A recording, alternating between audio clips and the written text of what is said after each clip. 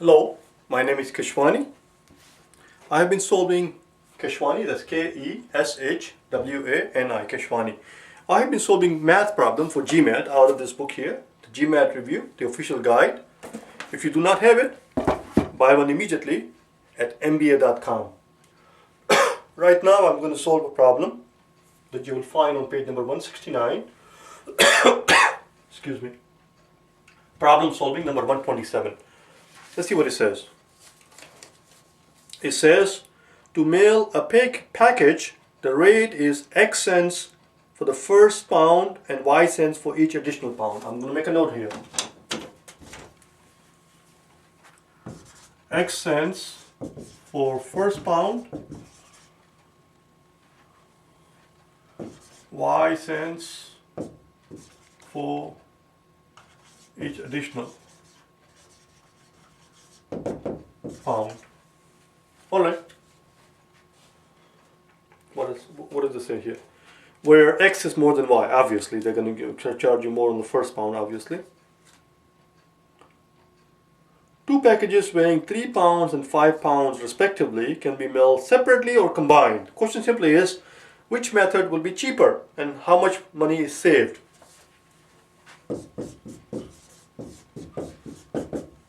Well, since we are told that X is more than Y, in other words, they're going to charge you more on the first pound, and then the rate is going to go down after from second and so on. Obviously, that's logical. Obviously, you don't have to say that. Obviously, it's logical that they're going to charge you more on the first pound because they have to take care of some fixed costs, obviously, and after that, of course, it becomes a variable cost, and therefore their margin. Anyway, we're not going to go there. So, since X is more than Y, the simple logic tells me that it should be cheaper to meld them together. It should be cheaper to meld them together. And therefore, I'm going to again look at my answer choices. I always look at the answer choices before I start solving the bloody thing. Because you want to cross out the impossible answers, the illogical answers. The answer choice D says separately with a saving of, if you're going to meld them separately, you're not going to save anything. E says the same thing. D and E are ridiculous. Let's not waste our time. Let's plug in numbers here. I'm going to pretend that it costs a quarter for the first pound and 10 cents for each additional pounds. Why quarter and 10 cents? I just felt like it. There's no good reason for it. Just don't plug in 1. Don't plug in 1, don't plug in 0, and don't plug in number that appears in the problem, and don't plug in numbers which repeat the number that you already plugged in. Do you understand? If you already plugged in 5 for something, plug in a unique number for a different variable. Obviously, otherwise you won't be able to distinguish between the two variables. Those are some of the basic things that you have to keep in mind. So let's do it. What is it? 3 pounds and 5 pounds. So let's do them together. Together, 3 pounds and 5 pounds.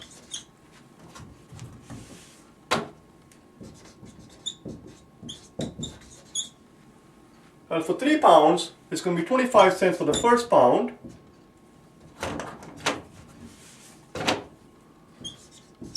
$0.25 for the first pound, and then after that, for the remaining 2 pounds, you're going to pay 10 cents each.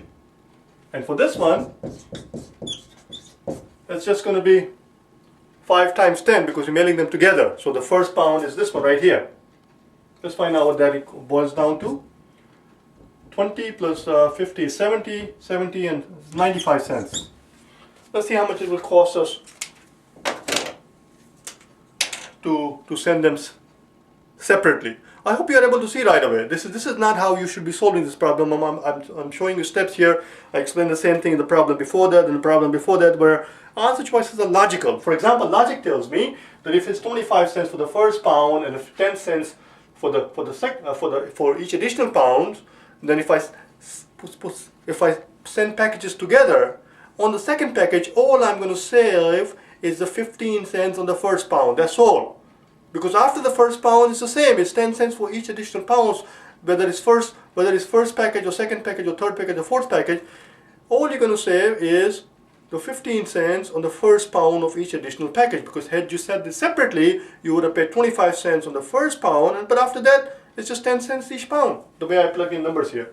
So I'm going to save only 15 cents. I don't know why I'm doing all this work, because 15 cents is what I'm looking for. Where is the 15 cents? Right here. 25 minus 10. There you go, voila, x minus y is my answer. But since I started this thing, I'm going to finish it. Oh, that's the number one answer choice right there. That's the very first answer choice. But since I started it, I'm going to finish it. So let's do them separately now.